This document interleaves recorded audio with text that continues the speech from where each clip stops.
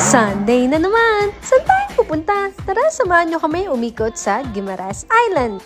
Bago magsimula ang tour, in-explain ni Kuya kung saan-saan tayo pupunta.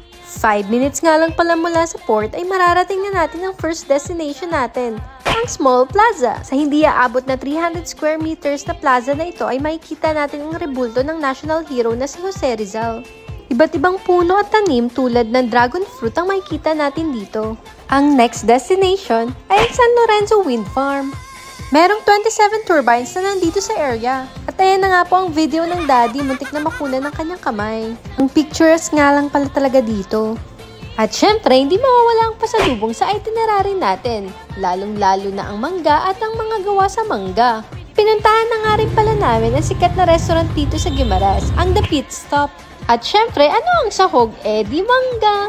At hindi mo pwedeng hindi daanan ng Guimaras Capital. Next stop, ang Trappist Monastery. Ang mga monghe dito ang pina-follow ang rule ni Saint Benedict. Ito nga lang palang nag-iisang Trappist Monastery sa buong Pilipinas. Ang last destination, ang GC Point Lighthouse. May mini trekking nga pala. Makakabili rin dito ng kung ano-anong souvenir. Ang Faro de Punta Luzaran ay pangalawa sa pinakamatandang lighthouse sa buong Pilipinas. Unang inilawan noong 1894.